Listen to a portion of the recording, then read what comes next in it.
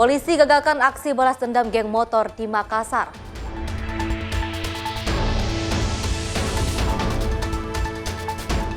Prabowo dorong perluasan peluang kerja WNI di Cirebon.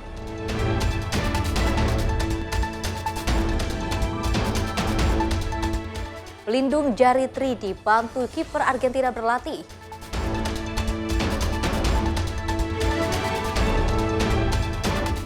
Wacana pelibatan kantin sekolah dalam program MBG.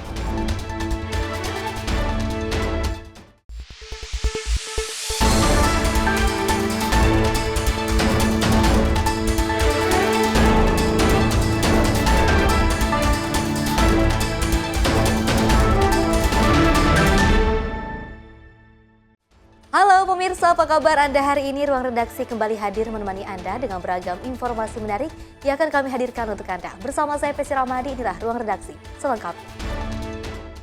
Pemirsa, kita awali dengan berita utama di mana Presiden Republik Indonesia Prabowo Subianto menerima kunjungan kenegaraan Presiden Republik Federal Jerman Frank-Walter Steinmeier di Istana Merdeka Jakarta pada Senin siang. Kunjungan kenegaraan ini juga menjadi momentum penting kedua negara dalam mempererat hubungan bilateral di berbagai sektor strategis. Presiden RI Prabowo Subianto menerima kunjungan kenegaraan Presiden Republik Federal Jerman Frank-Walter Steinmeier di Istana Merdeka Jakarta pada Senin siang. Kunjungan kenegaraan ini menjadi momentum penting kedua negara dalam mempererat hubungan bilateral di berbagai sektor strategis. Presiden Steinmeier tiba di Istana Merdeka dengan penyambutan kenegaraan yang berlangsung hikmat dan juga meriah. Kendaraan Presiden Jerman memasuki halaman Istana Merdeka dengan pengawalan 120 pasukan berkuda yang terdiri atas 80 pasukan di depan kendaraan dan 40 pasukan di belakang kendaraan Presiden Jerman. Suasana penyambutan semakin semarak dengan sorak-sorai anak-anak sekolah yang juga menyerukan ucapan selamat datang serta penampilan tarian khas budaya Indonesia. Upacara penyambutan dilanjutkan dengan pengumandangan lagu kebangsaan Indonesia Raya dan lagu kebangsaan Jerman. Setelah itu, Presiden Prabowo Subianto dan Presiden Steinmeier berjalan beriringan untuk memeriksa pasukan jajar kehormatan sebagai bagian dari rangkaian prosesi kenegaraan. Keduanya kemudian menyapa delegasi masing-masing negara, delegasi Indonesia yang mendampingi Presiden Prabowo.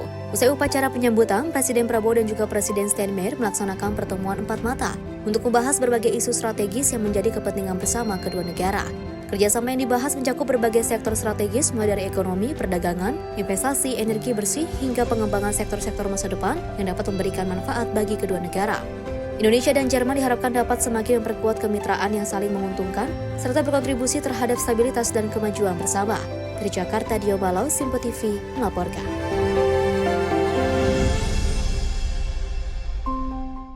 Pemirsa, Presiden Prabowo Subianto juga mengajak Jerman untuk memperluas investasi di sektor energi terbarukan dan juga kendaraan listrik di Indonesia. Ajakan itu disampaikan saat menerima kunjungan dari Presiden Jerman Frank-Walter di Jakarta.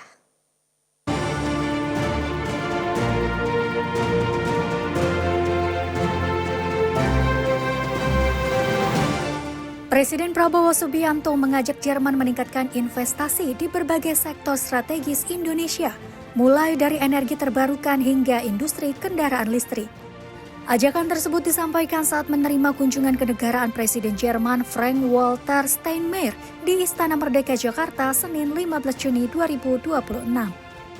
Presiden Prabowo mengatakan Indonesia membuka peluang investasi yang lebih luas bagi Jerman, terutama di sektor energi baru dan terbarukan, hilirisasi industri, semikonduktor, serta pengembangan kendaraan listrik. Selain itu, Indonesia juga menawarkan kerjasama dalam pengembangan rantai pasok mineral kritis dan unsur tanah jarang untuk mendukung pertumbuhan industri nasional. Indonesia juga mengundang pihak Jerman untuk memperluas investasi di sektor-sektor yang penting di Indonesia. Contoh di bidang transisi energi, di bidang hilirisasi industri, di bidang kendaraan, karena kita akan menuju kepada kendaraan listrik, serta pengembangan industri semikonduktor. Karena kami butuh kemitraan yang baik dengan Jerman dan dengan Eropa. Kunjungan Presiden Jerman kali ini adalah tanda bahwa hubungan itu sangat penting. Menurut Presiden Prabowo, kemitraan dengan Jerman memiliki arti penting mengingat peran ekonomi negara tersebut yang kuat di Eropa. Sementara itu, Steinmeier menegaskan komitmen Jerman untuk terus memperkuat investasi di Indonesia, termasuk melalui dukungan terhadap ratifikasi Perjanjian Kemitraan Ekonomi Komprehensif Indonesia-Uni Eropa, yang diyakini dapat membuka peluang investasi dan kerjasama ekonomi yang lebih besar bagi kedua negara. Bedeutet mehr Arbeitsplätze, stärkeres Wirtschaftswachstum und auch eine engere Zusammenarbeit zwischen den Unternehmen aus Indonesien und Deutschland im Bereich von Innovationen. Und Herr Präsident, ich glaube, das ist ein Gewinn für beide Seiten. Tim redaksi Sinpo TV melaporkan. Pemirsa, Presiden Prabowo juga menegaskan Indonesia dan Jerman berkomitmen memperkuat kerjasama untuk menjaga perdamaian dunia. Kedua negara sepakat mengedepankan diplomasi dan dialog sebagai solusi penyelesaian berbagai konflik dunia.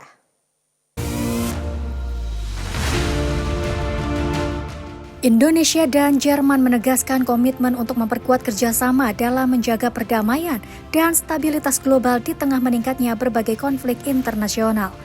Hal itu disampaikan dalam pertemuan bilateral antara Presiden Prabowo Subianto dan Presiden Republik Federal Jerman Frank-Walter Steinmeier di Istana Merdeka Jakarta Senin 15 Juni 2026.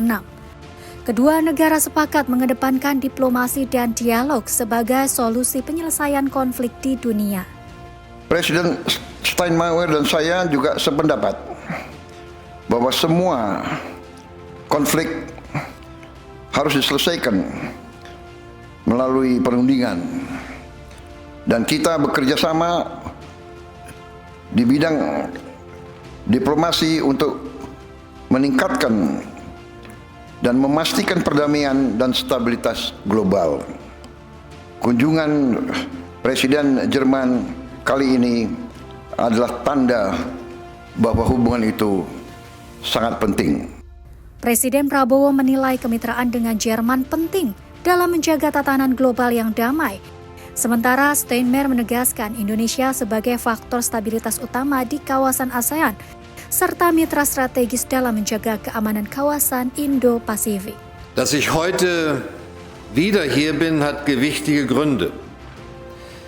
In einer Zeit nämlich, in der die Welt aus den Fugen geraten zu sein scheint, in der Misstrauen, Machtpolitik oder Gewalt vielerorts wieder zunehmen, ist eine verlässliche Partnerschaft wie die zwischen Indonesien und Deutschland. Indonesien als Land ist ein wichtiger Stabilitätsfaktor in der ASEAN-Region. Wir haben gehört, dass Indonesien diese Rolle nicht nur bewusst ist, sondern diese Rolle auch weiter ausbaut. Tim redaksi Sinpo TV melaporkan.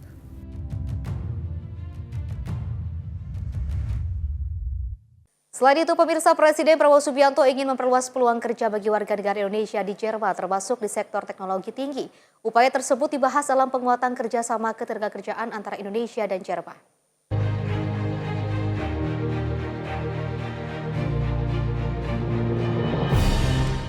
Presiden Republik Indonesia Prabowo Subianto menyatakan keinginan memperkuat kerjasama dengan Jerman di bidang ketenagakerjaan untuk membuka lebih banyak peluang bagi warga Indonesia, termasuk di sektor teknologi tinggi. Presiden Prabowo juga menyambut penandatanganan kerjasama Global Skills Partnership di bidang keperawatan yang memungkinkan perawat Indonesia bekerja dan magang secara resmi di Jerman. Selain itu, Presiden menilai program ini dapat meningkatkan kualitas sumber daya manusia Indonesia melalui pengalaman kerja di negara dengan industri maju. Indonesia juga ingin memperluas peluang kerja bagi tenaga kerja Indonesia di Jerman, termasuk di sektor teknologi tingkat tinggi.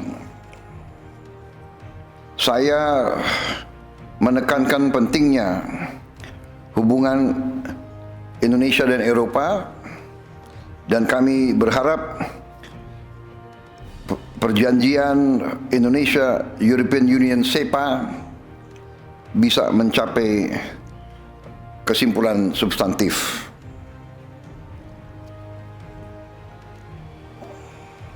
Kami berharap Jerman akan terus memainkan peran aktif dalam proses finalisasi perjanjian internal di Eropa, sehingga dapat segera memberi manfaat konkret bagi dunia usaha di kedua negara. Di sisi lain, Indonesia dan Jerman juga memperkuat kerjasama ekonomi melalui program pengembangan UMKM, serta Presiden Steinmeier menyampaikan dukungan penuh Jerman terhadap penyelesaian perjanjian EU-CEPA yang telah dirundingkan selama bertahun-tahun guna memperluas akses pasar dan investasi kedua pihak. Ich freue mich sehr, dass die Verhandlungen über das Freihandelsabkommen CEPA zwischen der Europäischen Union und Indonesien im vergangenen September nach langen Verhandlungen endlich erfolgreich abgeschlossen wurden. Dadurch, und das darf man ja in der Bedeutung überhaupt nicht unterschätzen, dadurch werden die Zölle auf über 90% der Waren abgeschafft. Nun kommt es auf eine zügige Unterzeichnung und Ratifizierung an. Herr Präsident, auch wir in Deutschland fühlen uns da in der Verantwortung, schnellstmöglich zu ratifizieren. Dieses Abkommen birgt enormes Potenzial. Tim Redaksi Simpo TV melaporkan. Pemirsa, Kementerian Perumahan dan Kawasan Permukiman bersama dengan Kementerian Dalam Negeri dan Badan Pusat Statistik mendatangi pemukiman padat penduduk Kali Anyar Tambora, Jakarta Barat. Nantinya sebanyak 53.000 rumah di DKI Jakarta dan Kepulauan Seribu akan direnovasi pada tahun 2020.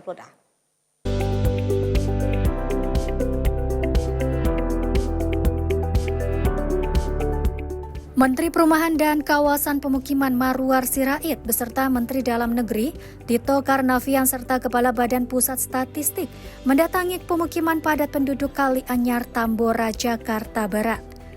Kedatangan para menteri dan kepala badan ini untuk membuka secara resmi bedah rumah atau renovasi rumah di DKI Jakarta sebagai bentuk program Presiden Prabowo Subianto.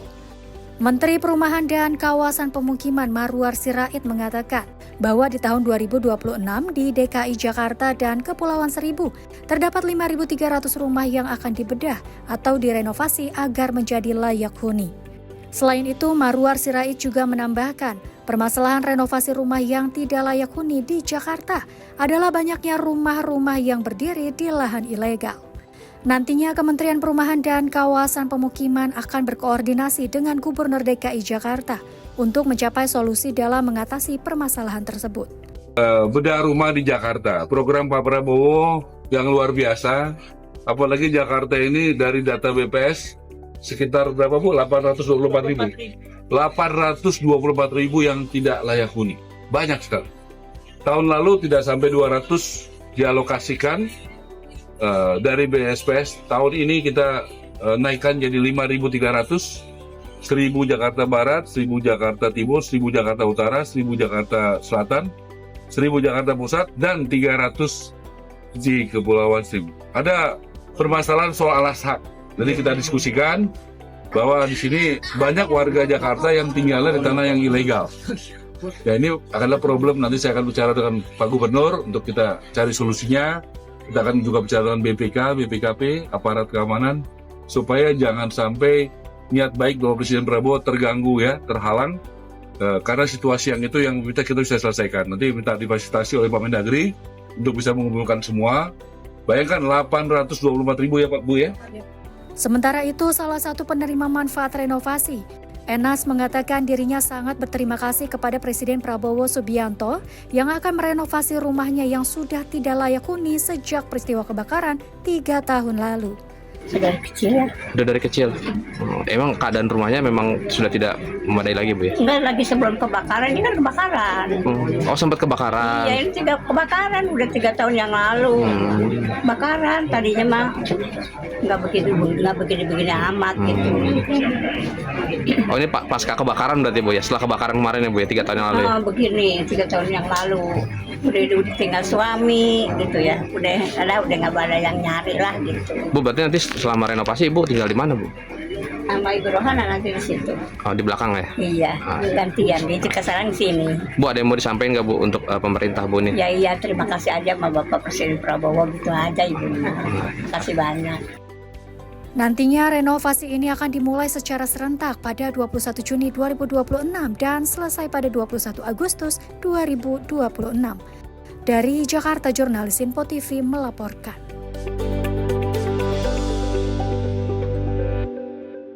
Informasi lainnya, pemirsa, Kementerian Transmigrasi kembali menjalankan program Ekspedisi Patriot sebagai bagian dari upaya pengembangan kawasan transmigrasi. Program ini akan melibatkan ribuan peserta dari berbagai perguruan tinggi untuk menerapkan hasil riset dan mendorong inovasi di daerah transmigrasi.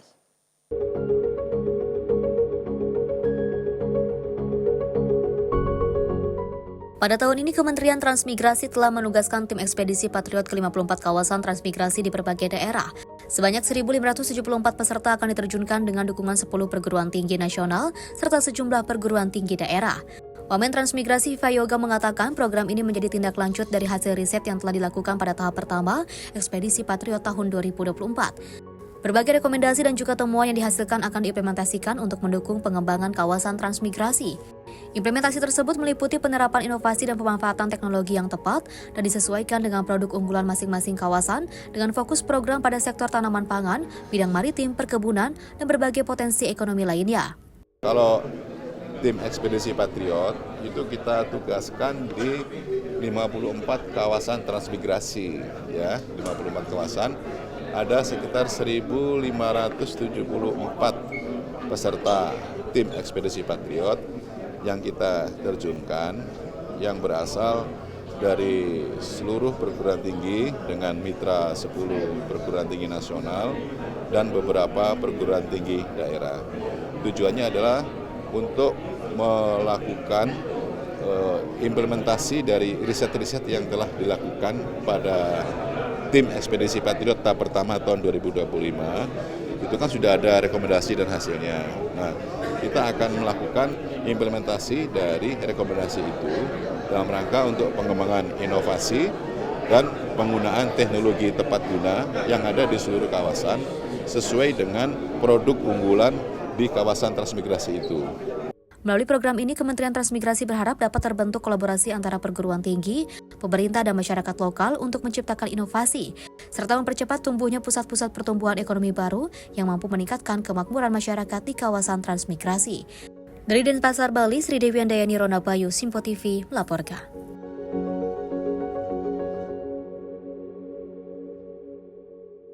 Pemirsa, dari Menteri PU Dodi Hanggodo optimistis pembangunan sekolah rakyat Aceh 2 di kota Subu Salam dapat segera difungsikan. Progres pembangunan saat ini telah mencapai sekitar 60% dan juga menunjukkan perkembangan yang positif.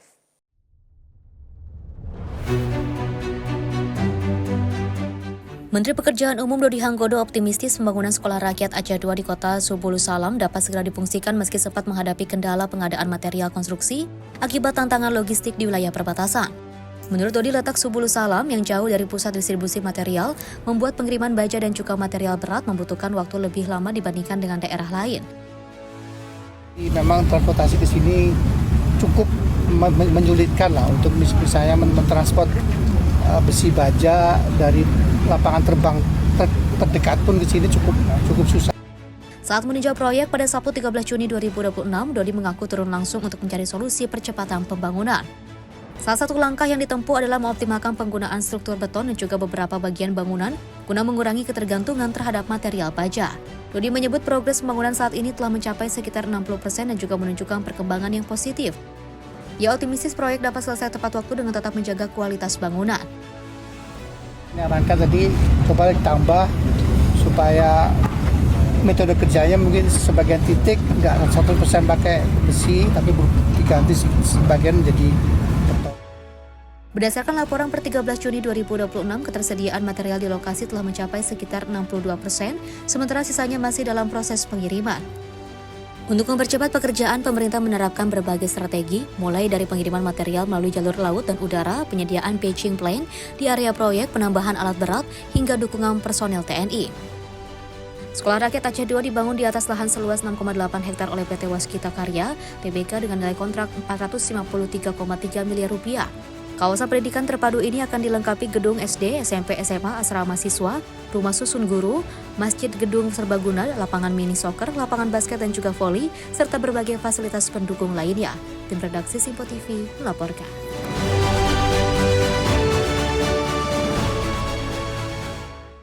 Pemirsa, pemerintah menghadirkan program revitalisasi satuan pendidikan sebagai upaya negara hadirkan ruang belajar yang aman dan nyaman bagi anak di Indonesia. Program ini juga akan diakselerasi untuk menjangkau 71.744 sekolah demi pemerataan mutu pendidikan. Pemerintah menghadirkan program revitalisasi satuan pendidikan. Program revitalisasi satuan pendidikan sebagai ikhtiar negara dalam menghadirkan ruang belajar yang aman dan nyaman bagi seluruh anak di Indonesia. Tahun 2026, Kementerian Pendidikan Dasar dan Menengah merencanakan sebanyak 11.744 satuan pendidikan penerima revitalisasi. Prioritas revitalisasi ialah satuan pendidikan terdampak bencana, satuan pendidikan wilayah 3T, serta satuan pendidikan yang rusak berat. Progres penyaluran bantuan terus berjalan. Sampai saat ini sudah terrealisasi sebanyak 8.503 satuan pendidikan atau 72% dari target satuan pendidikan dengan nilai bantuan 3,69 triliun. Sesuai arahan Bapak Presiden, tambahan sasaran program revitalisasi tahun 2026 ditargetkan menjadi 71.744 satuan pendidikan. Khusus wilayah bencana, sedang dibangun sebanyak 3.101 satuan pendidikan dengan nilai bantuan 2,97 triliun. Sesuai arahan Presiden Prabowo, di akhir tahun 2026, program ini akan diakselerasi untuk menjangkau 71.744 sekolah demi pemerataan mutu pendidikan. Tim redaksi Simpo TV melaporkan. Pemirsa, Komisi 10 DPR merespon terkait dengan rencana yang melibatkan kantin sekolah dalam pengelolaan program makan bergizi gratis atau MBG. Wakil Ketua Komisi 10 DPR lalu Hadrian Irfani mengatakan bahwa pihaknya mendukung penuh jika MBG bermanfaat bagi siswa dan siswi. Pemerintah kini tengah menyiapkan perubahan sistem pelaksanaan program andalan Presiden Prabowo Subianto makan bergizi gratis. Salah satu diopsikan ialah melibatkan kantin sekolah dalam pengelolaan agar lebih fleksibel dan tepat sasaran. Wakil Ketua Komisi 10 DPR lalu Hadrian Irfani mengungkapkan pihaknya mendukung penuh wacana tersebut jika memberikan manfaat bagi siswa maupun siswi. Menurutnya pengelolaan MBG akan lebih bagus jika melibatkan banyak masyarakat, khususnya yang ada di sekolah. Dirinya menilai pada prinsipnya MBG juga akan meningkatkan ekonomi di seputaran sekolah sebagai penerima manfaat. Kami di Komisi 10 pada prinsipnya setuju saja, tetapi lagi-lagi bahwa BGN ini merupakan mitra dari Komisi 9. Saran kami tentu bahwa Pak Mendikdasman menyampaikan MBG sangat bermanfaat bagi siswa-siswi kita. Maka kami di Komisi 10 tetap juga menyarankan bahwa kalau ini bermanfaat untuk siswa-siswi kita dalam rangka meningkatkan gizi, mencerdaskan siswa-siswi di sekolah, ya silahkan dilanjutkan, tetapi kami tentu menyarankan tata kelola juga diperbaiki. Kantin sekolah silakan saja, justru lebih bagus untuk banyak melibatkan masyarakat kita, terutama yang ada di sekitar sekolah. Karena prinsipnya MBG juga kan untuk meningkatkan ekonomi di seputaran sekolah sebagai penerima manfaat. Dari Jakarta, Fahrizal dan Farskiano, Simpo TV melaporkan. Pemirsa, informasi lainnya akan terus kami hadirkan usai jeda berikut ini.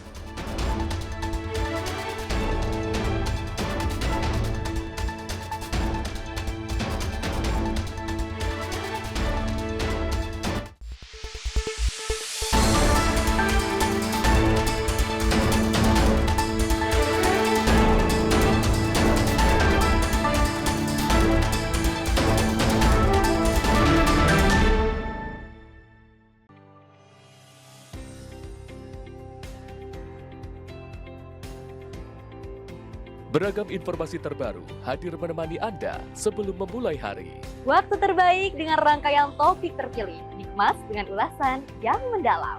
Mengangkat isu yang tengah menjadi pembicaraan paling hangat, agar pagi Anda lebih semangat. Jadi pastikan pagi hari Anda lebih bermakna bersama rangkaian berita yang telah kami rangkum untuk Anda. Sembarakan pagi Anda bersama Menyapa Indonesia Pagi. Setiap Senin hingga Jumat pukul 5 pagi. Hanya di Simpo TV.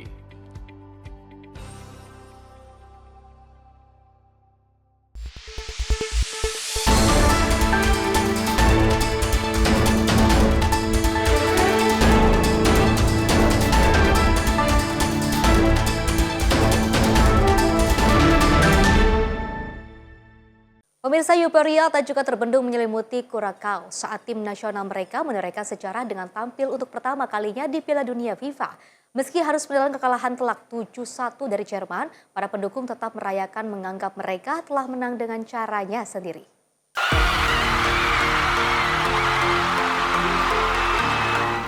Ribuan pendukung memadati titik nonton bareng di berbagai wilayah Curaçao pada Minggu 14 Juni 2026.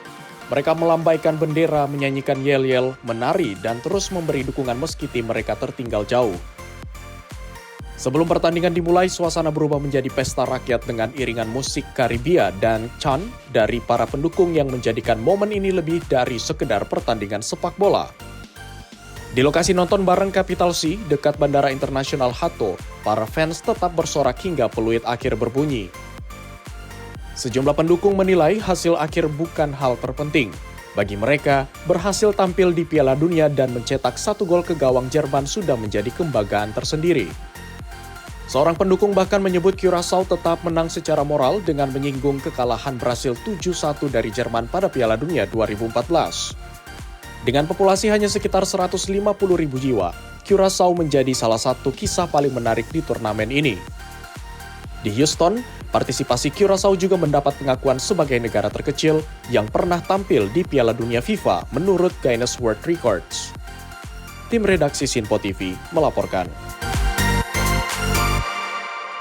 Pemirsa, suasana haru dan penuh semangat mewarnai keberangkatan tim nasional Iran dari Tijuana menuju Amerika Serikat untuk menjalani laga perdana Piala Dunia 2026. Para pendukung memberikan dukungan terakhir di tengah tantangan non-teknis yang juga dihadapi oleh tim Meli.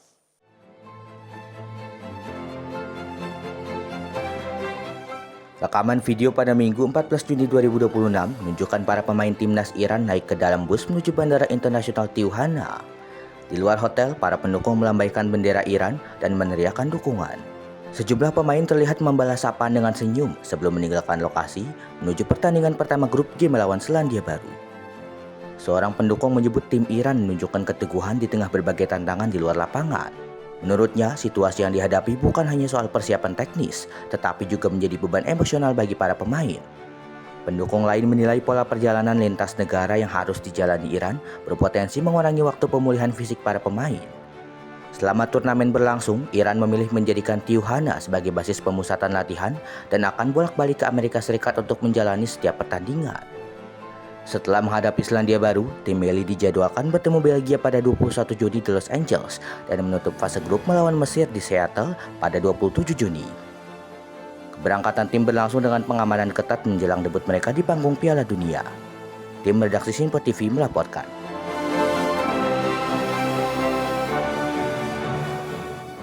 Selain itu, pemirsa, ribuan warga dan wisatawan memadati jalan utama kota Meksiko untuk menyaksikan parade akbar Piala Dunia. Perayaan ini juga menampilkan perpaduan unik antara semangat sepak bola dan kekayaan budaya tradisional Meksiko.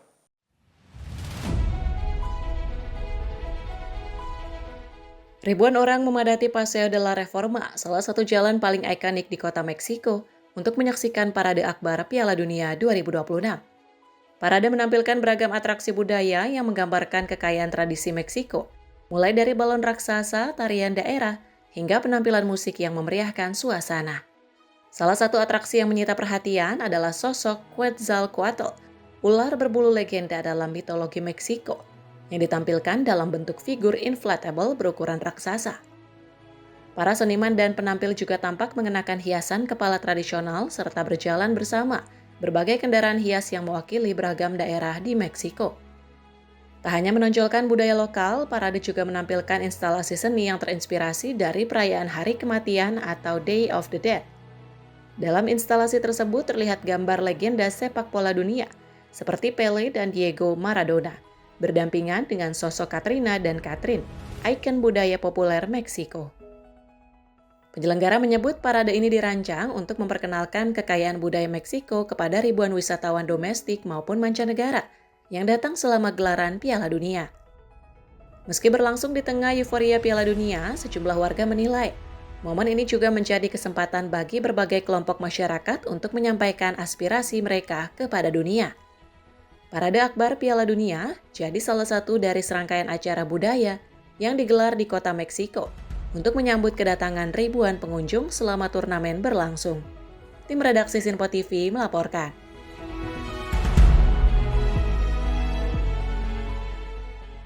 Pemirsa, sebuah inovasi teknologi dari Argentina menarik perhatian dunia sepak bola. Alat pelindung jari berbasis cetak 3 dimensi atau 3D printing ini digunakan oleh kiper timnas Argentina Emiliano Dibu Martinez saat menjalani pemulihan cedera tanpa harus menghentikan latihan.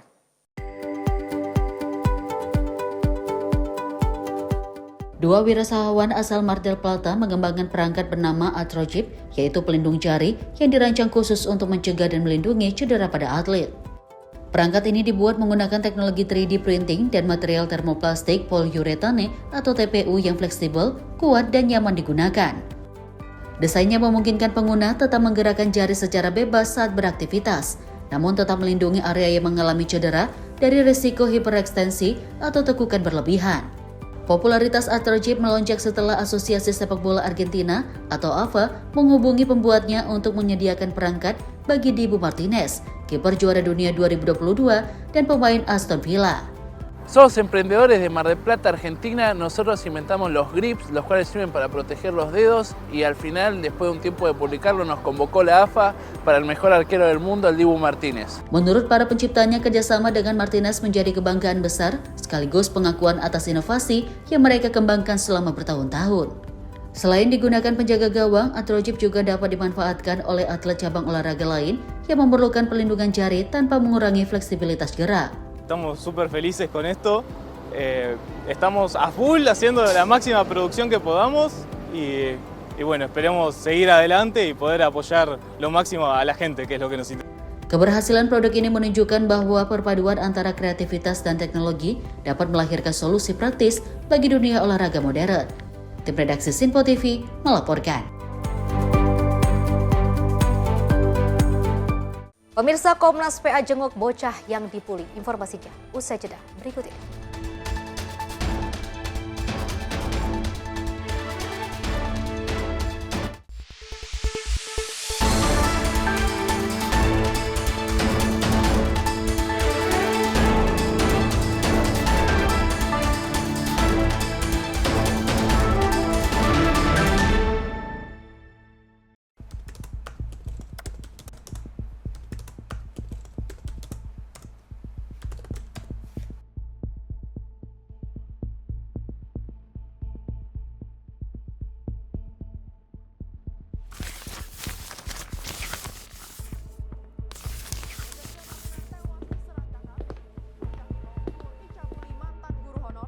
Viral maling bobol rumah di siang hari.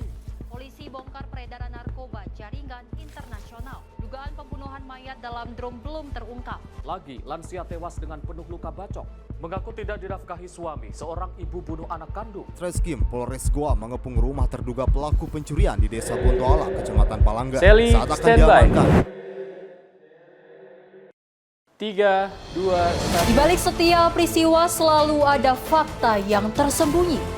Saksikan catatan kriminal setiap Senin hingga Jumat hanya di Sinpo TV.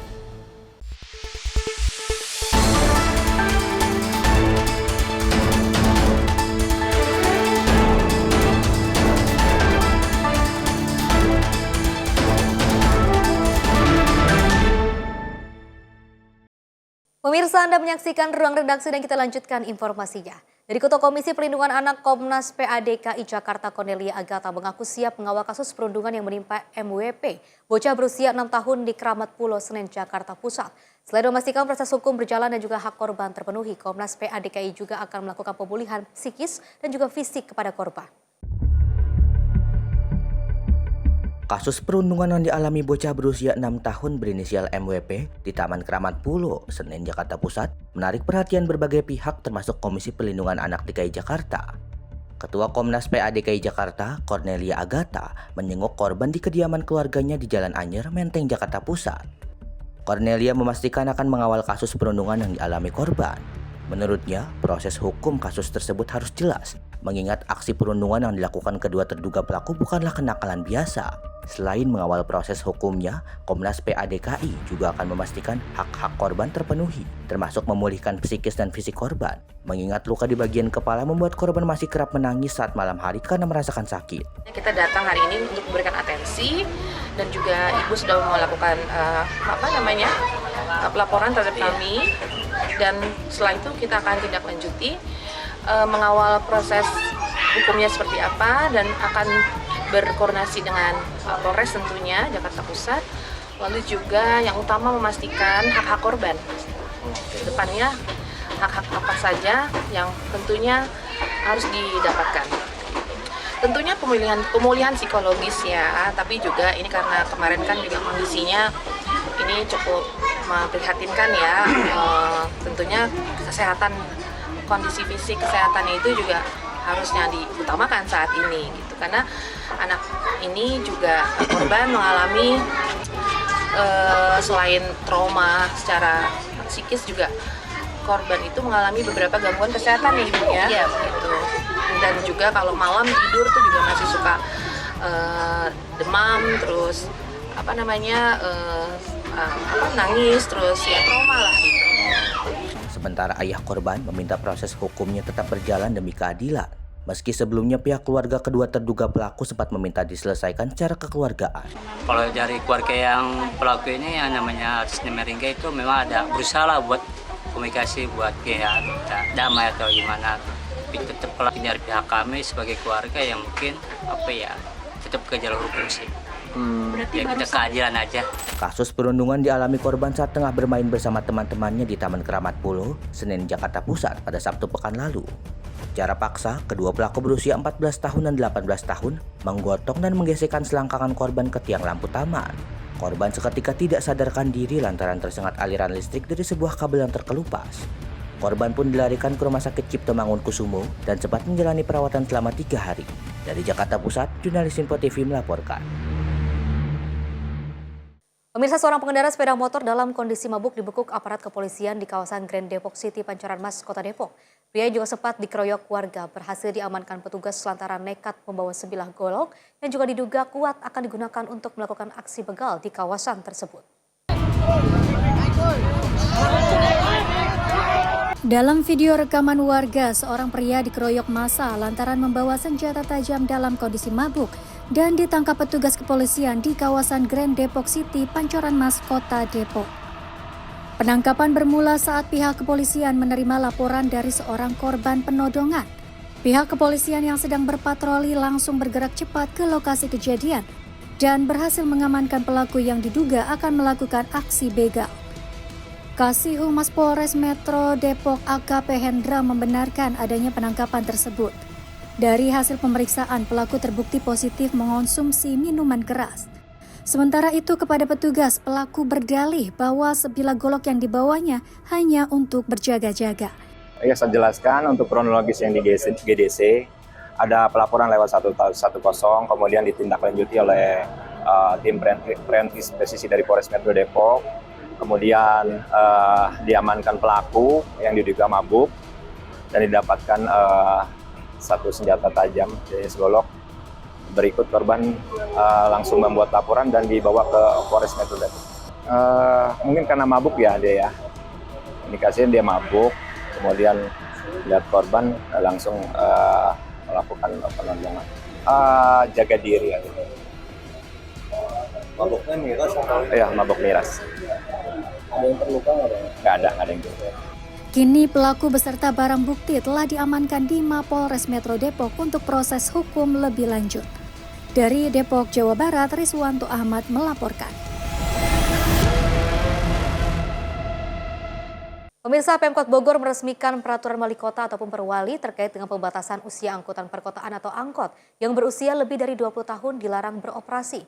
Wali Kota Bogor Dedi Rahim mengatakan dalam perwali tersebut ini sudah merangkum seluruh masukan, saran dan kritik dari para pengusaha maupun pengemudi angkot. Kan sudah kita berikan waktu cukup lama dari sejak perda diketok palu sampai dengan perwali hari ini. Nah, jadi proses ini adalah dalam rangka memberikan kesempatan di satu sisi, tetapi di satu sisi yang lain tentu kita lakukan langkah dialog yang konstruktif. Pemerintah Kota Bogor telah menandatangani Peraturan Wali Kota Nomor 11 Tahun 2026 tentang rasionalisasi, peremajaan, dan penghapusan kendaraan umum dalam trayek. Pada Perwali Nomor 11 Tahun 2026 tersebut, Pemkot Bogor melarang angkutan kota atau angkot yang berusia 20 tahun atau lebih untuk beroperasi. Kan sudah kita berikan waktu cukup lama dari sejak Perda diketok palu sampai dengan Perwali hari ini. Nah, jadi proses ini adalah dalam rangka memberikan kesempatan di satu sisi, tetapi di satu sisi yang lain tentu kita lakukan langkah dialog yang konstruktif. Dan alhamdulillah hari ini kita tanda tangan Perwali tentang pembatasan usia teknis angkutan perkotaan, diiringi dengan langkah-langkah pembatasan langsung nanti melalui operasi gabungan untuk memastikan bahwa angkutan perkotaan di atas usia 20 tahun tidak boleh lagi beroperasi di Kota Bogor. Ya. Jadi harapan masyarakat tidak ada lagi penumpukan angkutan, tidak ada lagi yang ngetem sembarangan. Secara teknis, secara resmi, mulai hari ini kita berlakukan langkah pembatasan yang lebih tegas. Wali Kota Bogor Dedi Arahim mengatakan dalam perwali tersebut sudah merangkum seluruh masukan, saran, kritik dari para pengusaha maupun pengemudi angkot. Pemkot Bogor sudah memberikan kesempatan bagi angkot berusia 20 tahun atau lebih selama 3 tahun semenjak peraturan daerah atau Perda nomor 8 tahun 2023. Perwali tersebut dibuat agar tidak terjadi penumpukan angkot yang ngetem sembarangan. Selain itu juga untuk menjaga keselamatan masyarakat. Pemkot akan menghitung jumlah angkot yang dibutuhkan oleh masyarakat. Setelah itu Pemkot Bogor akan menyesuaikan kebutuhan angkutan pada setiap trayeknya. Tim redaksi Sinpo TV melaporkan. Pemirsa, kecelakaan udara terjadi di kota Rio de Janeiro, Brasil. 2 helikopter bertabrakan di udara dan jatuh di kawasan Recreio dos Bandeirantes. Insiden ini juga menyebabkan sedikitnya 6 orang tewas dan juga puluhan kendaraan rusak. 2 helikopter dilaporkan bertabrakan di udara pada Minggu waktu setempat di kawasan Recreio dos Bandeirantes, Rio de Janeiro. Rekaman video menunjukkan kondisi pasca kecelakaan dengan petugas darurat dan aparat keamanan melakukan penyisiran serta penyelidikan di lokasi kejadian. Sejumlah kendaraan terlihat hangus dan mengeluarkan asap akibat terkena puing-puing helikopter yang jatuh. Otoritas pemadam kebakaran menyebut kuatnya benturan menyebabkan bagian-bagian helikopter terlempar ke arah bangunan perumahan dan komersial di sekitar lokasi.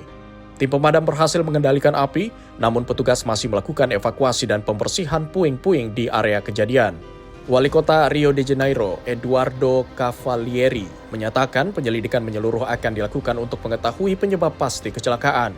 Menurut otoritas, 5 korban pertama ditemukan di salah satu helikopter, sementara korban ke-6 ditemukan di helikopter lain yang jatuh sekitar 100 meter dari titik tabrakan pertama.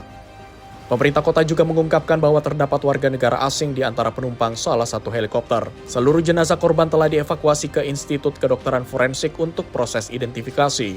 Sementara itu, otoritas penerbangan dan aparat keamanan masih menyelidiki penyebab tabrakan maut tersebut.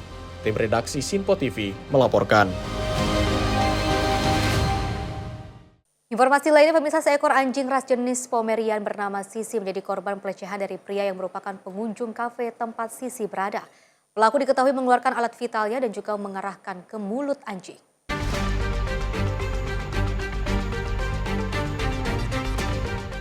Seorang pria berinisial OWL, 22 tahun, dilaporkan ke polisi karena diduga mengeluarkan alat vitalnya ke arah seekor anjing di sebuah kafe anjing yang terletak di Pluit Penjaringan, Jakarta Utara. Kanit Reskrim Polsek Metro Penjaringan AKP Samson Hutapea membenarkan adanya laporan terkait insiden tersebut. Pelaku juga sudah diperiksa dan kasusnya masih dalam penanganan polisi. Insiden ini berawal saat pelaku OWL berkunjung ke kafe anjing dan bermain bersama Sisi. Pelaku pun langsung mengarahkan alat vitalnya ke mulut Sisi. Mengetahui hal tersebut, karyawan kafe langsung memanggil pelaku dan melaporkan kejadian ini ke polisi. Kini polisi masih memeriksa kondisi kejiwaan pria tersebut, sementara kondisi Sisi diketahui mengalami penurunan nafsu makan setelah kejadian yang dialaminya. Sisi pun telah dibawa ke klinik setelah pelaku diproses kepolisian. Tim redaksi Sinpo TV melaporkan.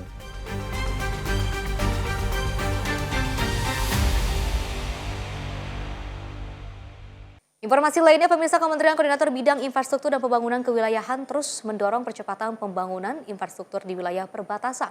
Salah satunya dengan meninjau usulan dari pembangunan ruas jalan Serindang Bukit Segoler di Kabupaten Sambas, Kalimantan Barat yang diusulkan melalui program Instruksi Presiden Jalan Daerah.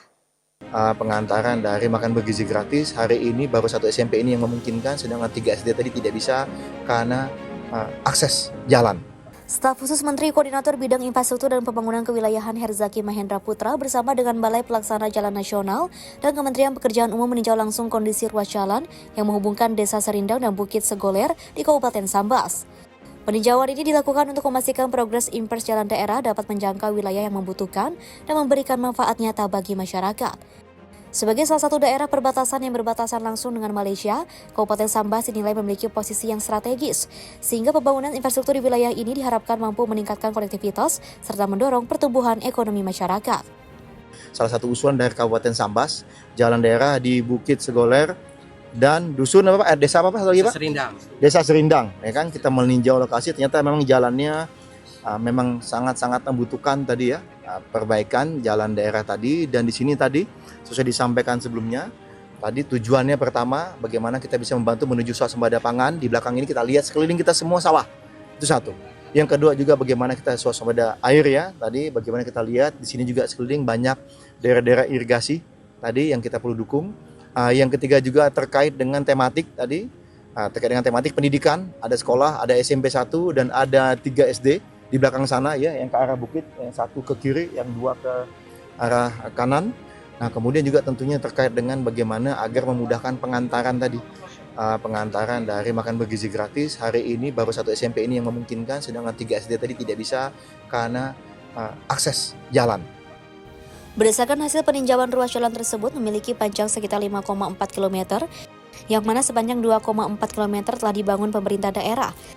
Sedangkan 3 km sisanya diusulkan mendapatkan dukungan pembangunan melalui program Impres Jalan Daerah. Dengan adanya persetujuan dan dukungan pendanaan pemerintah, berharap pembangunan jalan Serindang Bukit Segoler dapat segera direalisasikan sehingga memberikan dampak ekonomi dan sosial yang berkelanjutan bagi masyarakat di wilayah perbatasan Kalimantan Barat. Dari Sambas, Kalimantan Barat, redaksi Simpo TV melaporkan. Pemirsa, petani Papua mendukung program cetak sawah rakyat tentunya untuk memperkuat ketahanan pangan. Program ini dinilai mampu menjawab perubahan kebutuhan pangan masyarakat. Jadi kami sangat luar biasa untuk antusias program yang diturunkan oleh Presiden kepada kami orang Papua. Ya, kami sangat senang karena pangan ini merupakan bagi kami masyarakat untuk kehidupan kami masyarakat ke depan. Program cetak sawah rakyat yang dijalankan pemerintah melalui Kementerian Pertanian mendapat dukungan dari petani di Papua. Program tersebut dinilai mampu menjawab kebutuhan pangan masyarakat yang terus berkembang, sekaligus memperkuat ketahanan pangan di wilayah timur Indonesia. Kepala Kampung Tokas Distrik Moswaren, Kabupaten Sorong Selatan, Papua Barat Daya, Markus Homer mengatakan, masyarakat menyambut baik pembukaan 3.700 hektar lahan sawah melalui program cetak sawah rakyat. Menurutnya, keberadaan lahan sawah baru memberikan harapan bagi masyarakat untuk memenuhi kebutuhan pangan di tengah perubahan pola konsumsi, terutama generasi muda yang kini semakin akrab dengan beras sebagai makanan pokok. Jadi kami sangat luar biasa untuk antusias program yang diturunkan oleh Presiden kepada kami orang Papua. Ya, kami sangat senang karena pangan ini merupakan bagi kami masyarakat untuk kehidupan kami masyarakat ke depan. Nah, jadi generasi kami ya sudah berubahan, sudah canggih, masyarakat generasi tidak bisa berada dalam makanan-makanan lokal. Mereka sudah adaptasi dengan makanan-makanan yang sudah disiapkan oleh mungkin nasi, tapi karena sudah perkembangan sekarang kita berkebun adalah pangan. Satu lokasi, satu tempat kita hanya tinggal olah saja, tidak bisa dipindah-pindah lagi. Nah, maka itu kemarin ya kami di Sorong Selatan ya kami terima 3.700 hektar yang kemarin sudah dikerja 2025. Sudah percetakan sawah, tinggal kami 2026 kita siap mau tanam. Senada dengan hal tersebut, Kepala Kampung Molase Distrik Lamono, Papua Barat Daya, Elias R. Semi, menilai program cetak sawah rakyat berpotensi meningkatkan perekonomian warga sekaligus memperkuat ketersediaan pangan. Diterima, dikelola oleh masyarakat supaya ekonomi mereka itu ada perubahan. Saya ucapkan banyak terima kasih untuk Bapak Presiden Prabowo yang begitu antusias untuk melihat masyarakat ekonomi yang akar rumput di bawah. Dan mereka punya hidup mudah-mudahan ke depan menjadi baik, menjadi perubahan. Sementara itu, Ketua Kelompok Tani Teguh Apmin, Kabupaten Jayapura, Rizal Beno menyebut, program tersebut telah memberikan manfaat nyata bagi petani dan diharapkan terus didukung dengan sarana serta prasarana pertanian yang lebih lengkap. Yang sudah untuk pengelolaan sawah, sedangkan untuk kita panen hasil dari setelah kita tanam itu belum ada. Seperti mesin panen itu kita belum ada. Hanya kita punya mesin untuk olah tanah terus kita tanam. Dukungan petani terhadap program cetak sawah rakyat menunjukkan optimisme masyarakat Papua dalam memperkuat ketahanan pangan sekaligus meningkatkan kesejahteraan.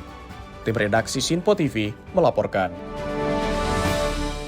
Pemirsa, Kementerian Transmigrasi terus mendorong adanya peningkatan kapasitas dan juga integritas aparatur sipil negara atau ASN. Langkah ini dinilai menjadi kunci untuk memperkuat program transmigrasi yang kini berfokus pada peningkatan kesejahteraan masyarakat.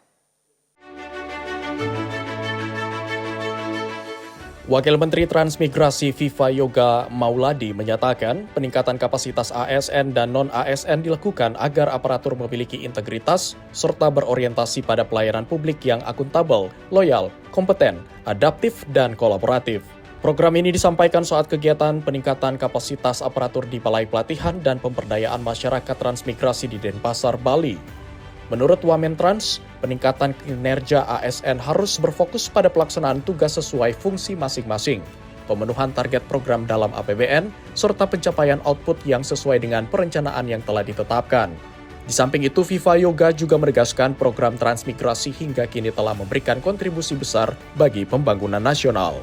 Kami dari Kementerian Transmigrasi datang di Balai Transmigrasi Denpasar. Tujuannya untuk melakukan peningkatan kapasitas pegawai ASN dan non-ASN agar lebih untuk memiliki integritas di dalam bekerja yang berorientasi kepada pelayanan, akuntabel, kemudian loyal, kompeten, adaptif, dan dapat berkolaborasi sesuai dengan peraturan perundang-undangan. Karena kita beranggapan bahwa ASN di Kementerian Transmigrasi telah memberikan kontribusi yang signifikan terhadap perjalanan bangsa. Lebih lanjut, Wamentrans meyakini ASN yang profesional dan program transmigrasi yang berorientasi kesejahteraan dapat menjadi salah satu kunci dalam menjaga ketahanan ekonomi masyarakat di tengah dinamika global. Dari Denpasar, Sri Dewi Andayani, Rona Bayu, Sinpo TV melaporkan. Pemirsa, si jago merah melahap puluhan lapak pedagang. Informasinya usai jeda berikut ini.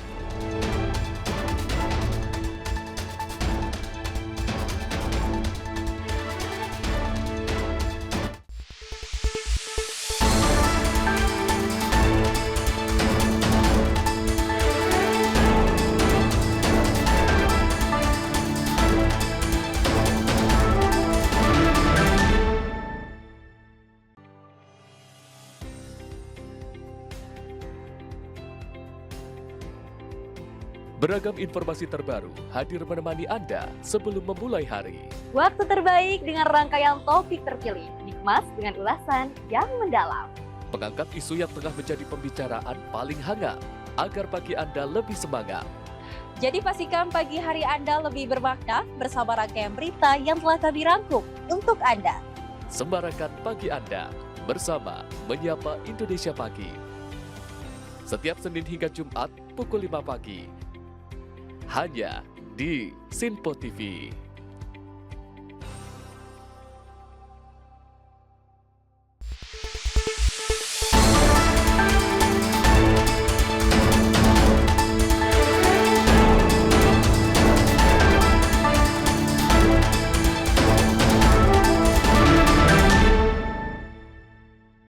Terima kasih pemirsa, Anda masih bersama kami dan kita lanjutkan informasinya. Pemirsa, si jago merah kembali melalap puluhan lapak pedagang di Jalan Baru Kampung Lio, Depok, Jawa Barat pada Minggu 14 Juni 2026 petang. Diduga kebakaran ini akibat korsleting listrik.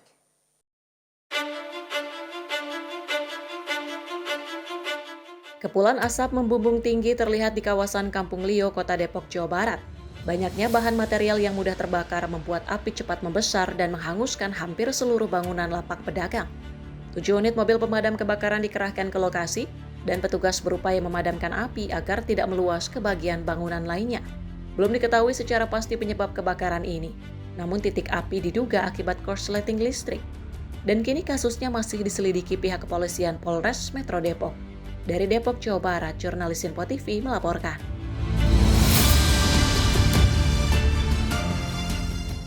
Pemirsa, pemilik warung tewas terpanggang setelah warung miliknya yang juga berada di Jalan Lingkar Selatan, Desa Sungai Pinang, Kecamatan Rambutan, Banyu Asin, Sumatera Selatan, ludes terbakar.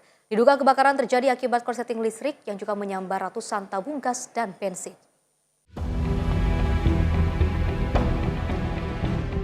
Warung sekaligus tempat tinggal yang berada di Jalan Lingkar Selatan, Desa Sungai Pinang, Kecamatan Rambutan, Banyu Asin, Sumatera Selatan, terbakar. Seorang pemilik warung, Aida Yusefa, 52 tahun, yang juga merupakan pegawai honorer Sekwan Pemkot Palembang, tewas terpanggang saat kebakaran terjadi.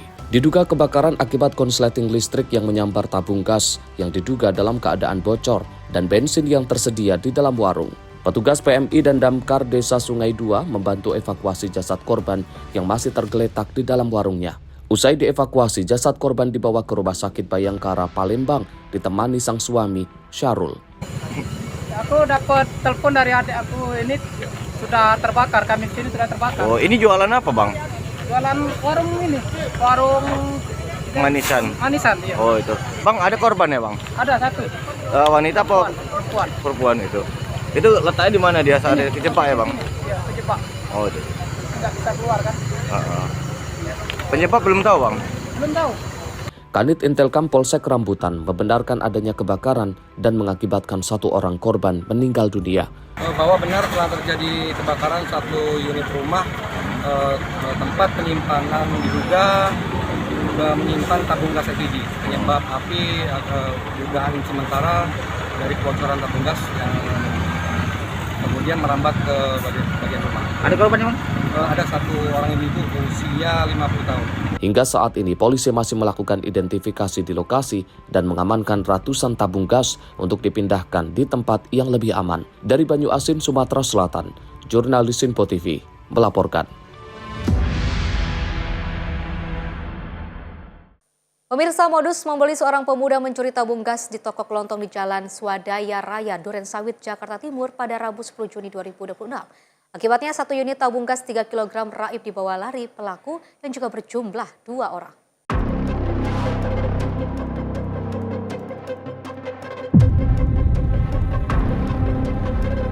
Dalam rekaman kamera pengawas warung, terlihat seorang pemuda memakai topi mengenakan kaos biru datang ke warung Jalan Swadaya Duren Sawit, Jakarta Timur pada Rabu 10 Juni 2026 dini hari. Pemuda ini menyamar sebagai pembeli makanan di warung. Saat penjaga warung melayaninya, pelaku mengalihkan perhatiannya dengan menunjuk barang yang lain. Namun, saat penjaga warung hendak mengambil barang yang ditunjuknya, pelaku langsung mengambil 1 unit tabung gas 3 kg. Usai mengambil tabung gas, pelaku kabur bersama rekannya yang sudah menunggu di atas motor. Menurut Rifki, penjaga warung, pelaku datang berdua naik motor bersama temannya. Temannya menunggu di motor dalam kondisi motor hidup dan 1 lagi datang beraksi. Jadi kemarin tadi kejadiannya pagi sekitar kurang lebih jam 4. Dia datang berdua sama temennya. Yang satu temennya nungguin di motor. Motor belum dimatiin. Oh, dia udah standby ya? Iya, udah standby temennya sama di atas motor. Satunya lagi ke sini. Dia cuma pura-pura beli. Nah, pas saya lengah dia baru ngambil tabung gas. Lalu dia pergi sama temennya. Modusnya beli sesuatu. Apa yang dia beli? Indomie goreng sama apa ya, lupa saya. Dan untuk sana ngalihin? Iya, ngalihin, bener ngalihin.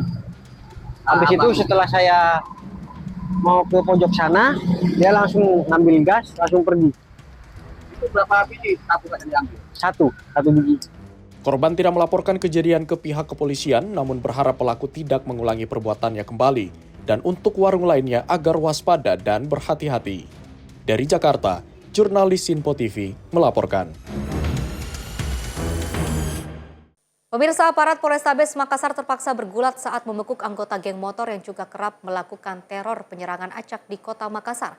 Aksi heroik ini terjadi setelah polisi berhasil menggagalkan teror busur panah saat berpatroli. Selain mengamankan 2 orang pelaku, polisi juga menyita sejumlah anak panah, alat pelontar, serta 2 unit sepeda motor.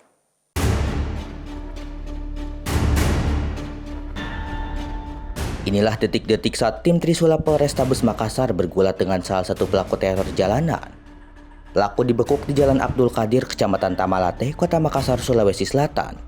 Saat digeledah, polisi menemukan sejumlah anak busur panah lengkap dengan pelontarnya yang tersimpan di dalam tas pelaku.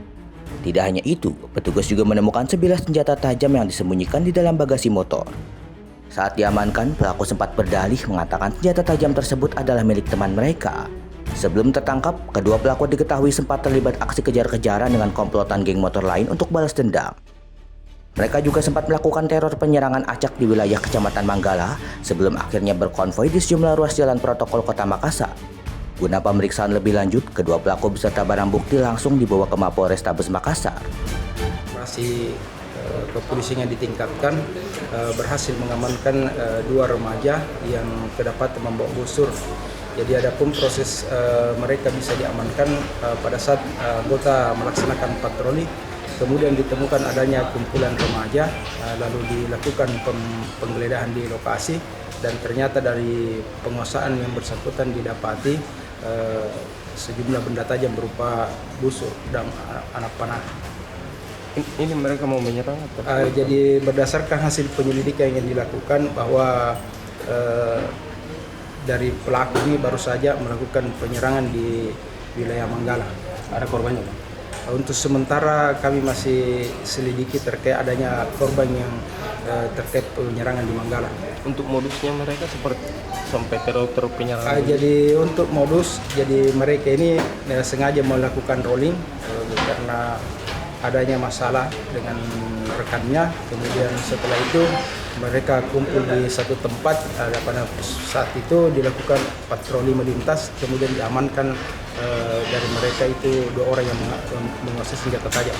Guna mengantisipasi kejahatan jalanan seperti teror penyerangan, tawuran, dan aksi begal, saat ini polisi terus meningkatkan patroli di sejumlah titik rawan demi memberikan rasa aman kepada masyarakat.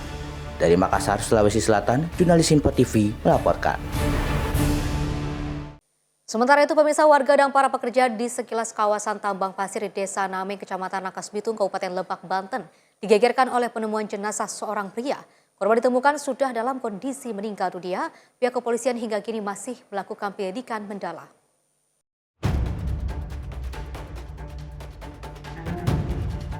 Suasana di area tambang pasir milik PT Pasir Al Makmur Desa Nameng, Kecamatan Rangkas Bitung, Kabupaten Lebak, Banten, seketika ramai oleh warga dan petugas kepolisian.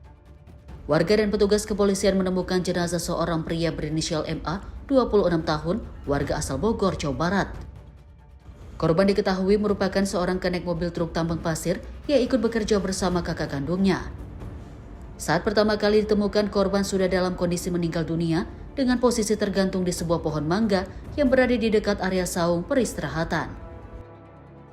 Peristiwa pilu ini pertama kali diketahui oleh Din, seorang sopir truk yang saat itu hendak buang air di sekitar lokasi.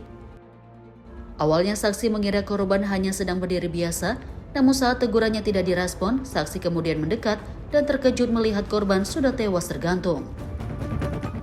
Sini mau buang air ke bawah tuh. Nah, saya lihat ada orang berdiri, saya samperin, saya tanya. Jadi dia nggak jawab, saya deketin. Ternyata dia udah gantung diri, udah ada tambang di lehernya. Lalu saya lari ke Pak Cecep laporan. Pak Cecep ada orang bunuh diri. Gitu. Lalu saya mau Pak Cecep ke sini laporan. Awal Bapak tahu nggak itu orang sekitar sini atau gimana, orang luar?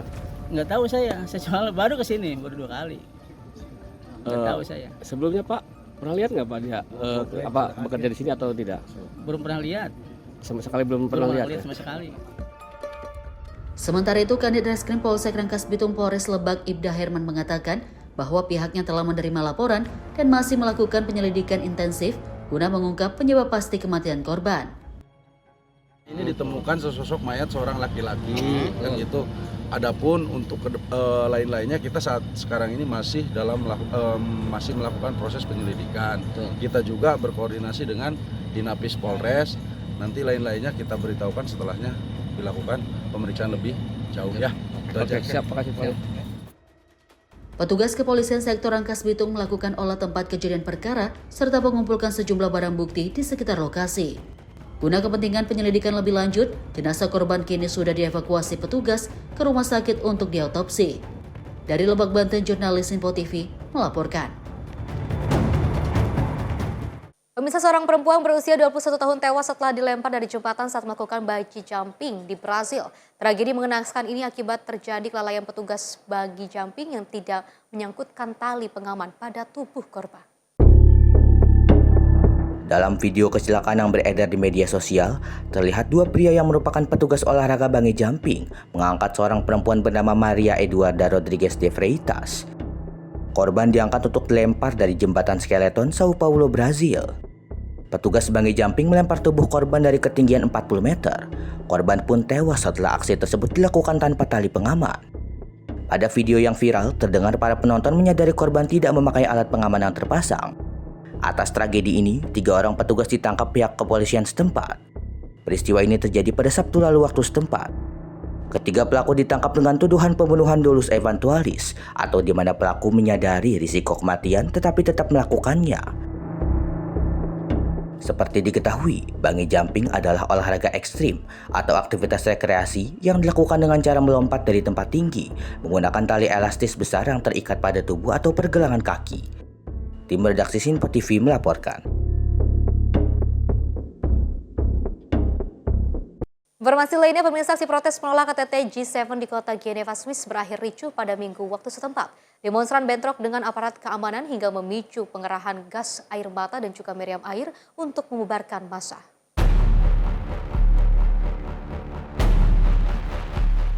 Kericuhan mewarnai jalannya aksi anti G7 yang digelar menjelang penyelenggaraan KTT G7 di kawasan perbatasan Swiss dan Prancis.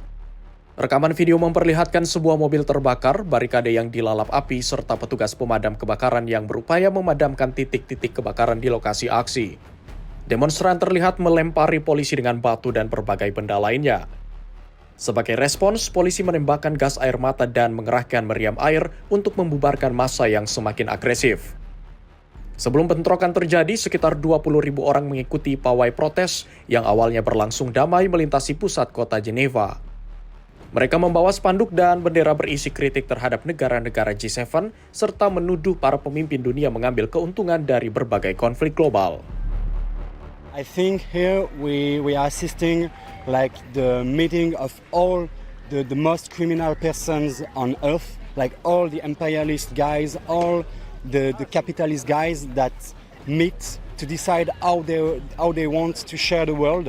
And I think, as we can see, despite the repression and the intimidation of the state, of the media, we will be a lot today, and it expresses, I think, the anger in the society, in particular the anger for the young people, for the workers. Sejumlah aktivis menilai KTT G7 kali ini mencerminkan meningkatnya perpecahan di antara negara-negara besar, bukan menunjukkan kekuatan mereka. Aksi protes digelar di Geneva setelah otoritas Prancis tidak menerbitkan izin demonstrasi di dekat lokasi KTT yang berlangsung di kota Evian-les-Bains. They just want to continue the war and it will never end. So the war is giving them a lot of money. They are just taking the cake, taking the whole resources of the whole country. And if there is some people living there, they kill them, and they take the ground, they take the oil. KTT G7 dijadwalkan berlangsung pada 15 hingga 17 Juni dan akan membahas berbagai isu global termasuk keamanan, ekonomi, dan konflik internasional. Tim redaksi Sinpo TV melaporkan. Selain itu, pemirsa, Wakil Menteri Luar Negeri Iran Kazem Garibabadi mengatakan Teheran dan Washington telah menyelesaikan pembahasan draft memorandum kesepahaman yang juga dimediasi oleh Qatar dan Pakistan. Informasi mengenai kesepahaman ini juga muncul dalam unggahan Presiden Amerika Serikat Donald Trump di platform Truth Social.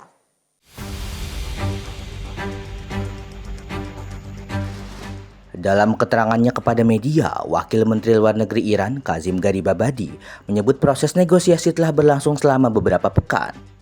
Iran mengklaim telah menyelesaikan pembahasan dokumen kesepakatan dengan Amerika Serikat setelah serangkaian perundingan yang dimediasi oleh Qatar dan Pakistan. Menurut Garibabadi, Iran telah menyampaikan amandemen terakhir terhadap draft dokumen tersebut dan seluruh pembahasan diklaim telah diselesaikan.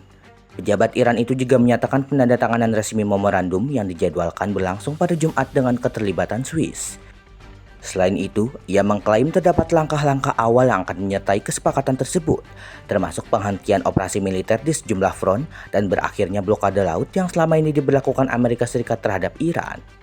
Garibabadi menegaskan kesuksesan negosiasi ini tidak hanya berasal dari upaya diplomasi, namun juga dari apa yang disebutnya sebagai ketahanan rakyat dan kekuatan militer Iran.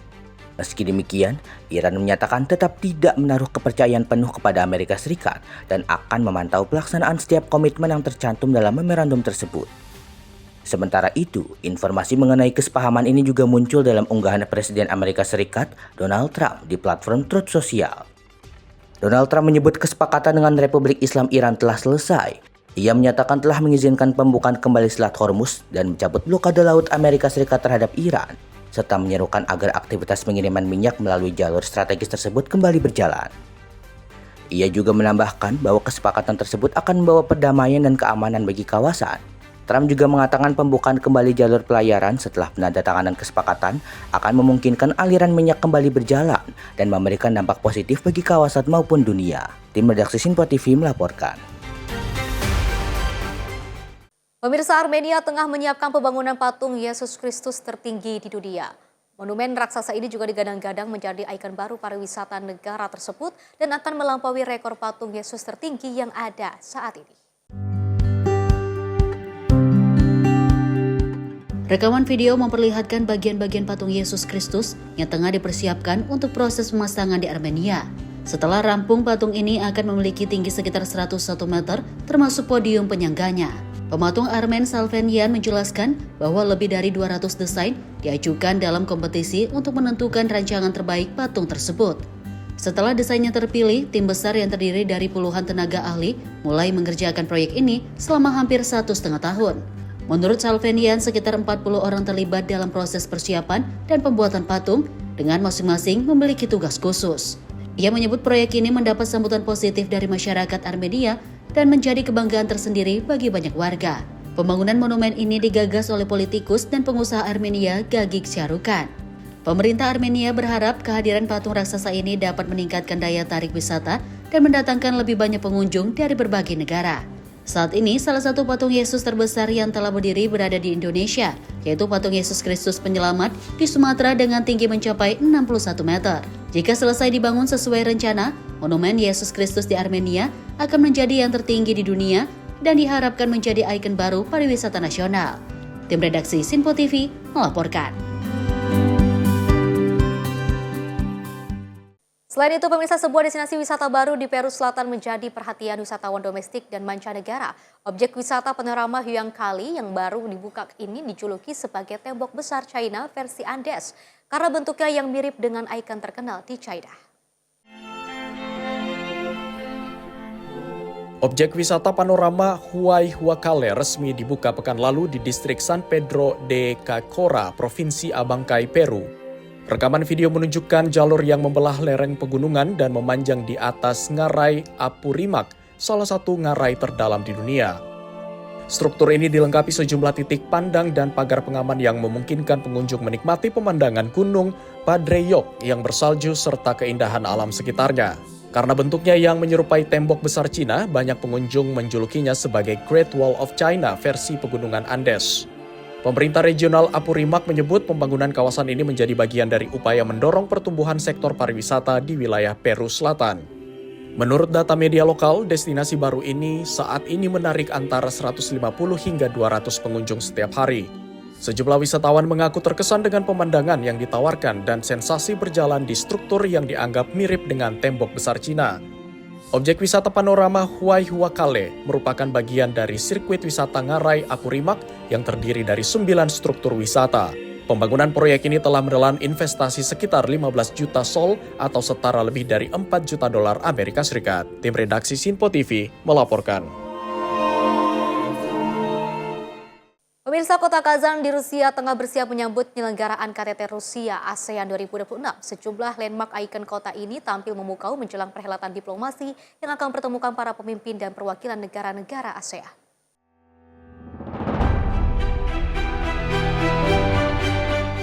Rekaman udara dan kamera 360 menampilkan keindahan berbagai ikon arsitektur dan destinasi bersejarah di kota Kazan.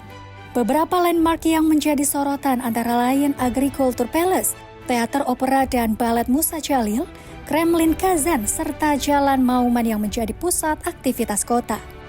Masjid Kul Sharif, salah satu simbol terkenal Kazan, juga terekam secara detail melalui teknologi kamera tersebut. Kazan akan menjadi tuan rumah KTT Rusia ASEAN yang dijadwalkan berlangsung pada 17 hingga 19 Juni 2026. Pertemuan ini menjadi ajang penting untuk memperkuat hubungan kerjasama antara Rusia dan negara-negara di kawasan Asia Tenggara. ASEAN saat ini terdiri dari 11 anggota, yaitu Brunei Darussalam, Kamboja, Indonesia, Laos, Malaysia, Myanmar, Filipina, Singapura, Thailand, Timor Leste, dan Vietnam. Penyelenggaraan KTT diharapkan menjadi momen penting dalam memperkuat dialog politik, ekonomi, dan kerjasama strategis antara Rusia dan negara-negara ASEAN. Selain menjadi pusat pertemuan internasional, Kazan juga memanfaatkan momen ini untuk menampilkan kekayaan budaya dan keindahan arsitektur kota kepada dunia. Tim redaksi Sinpo TV melaporkan.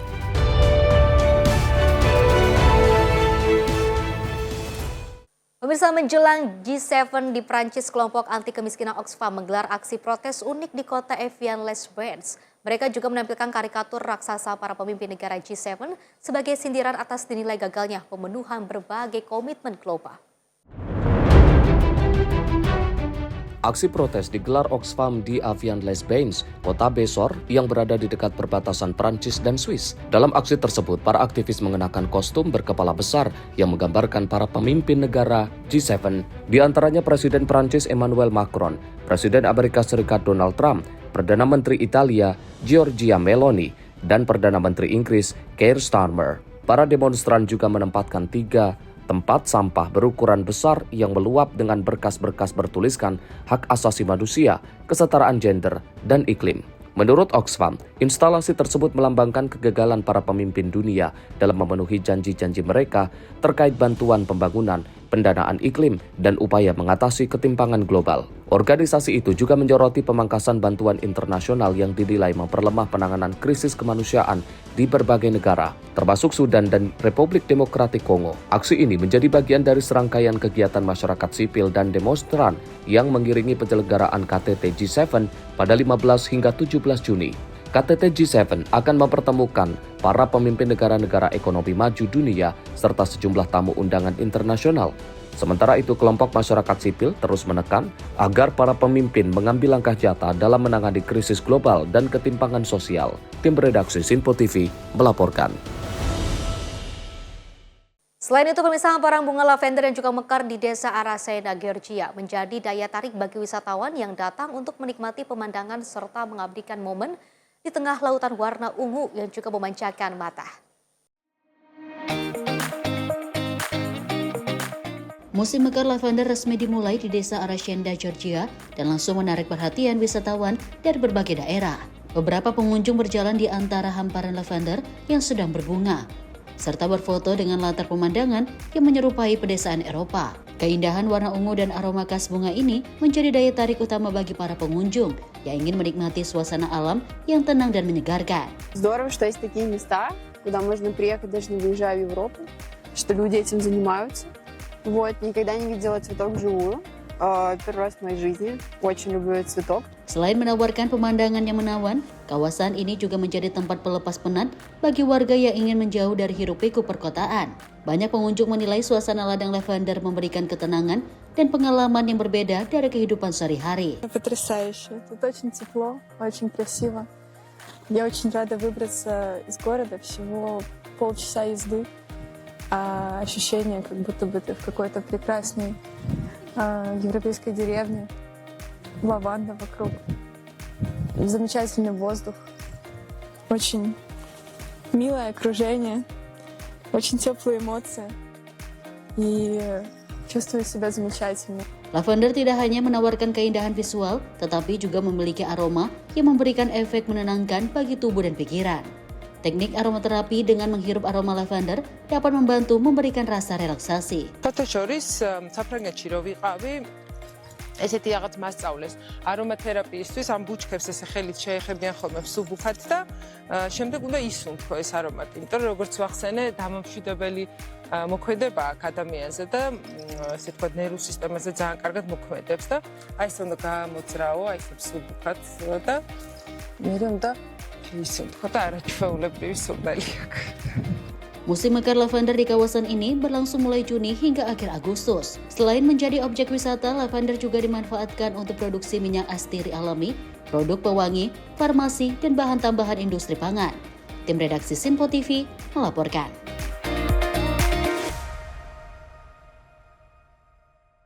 Pemirsa, informasi tadi sekaligus mengakhiri jumpa kita dalam ruang redaksi kali ini. Mewakili kerabat kerja yang bertugas, saya Pesi Rahmadi mengucapkan terima kasih dan sampai jumpa.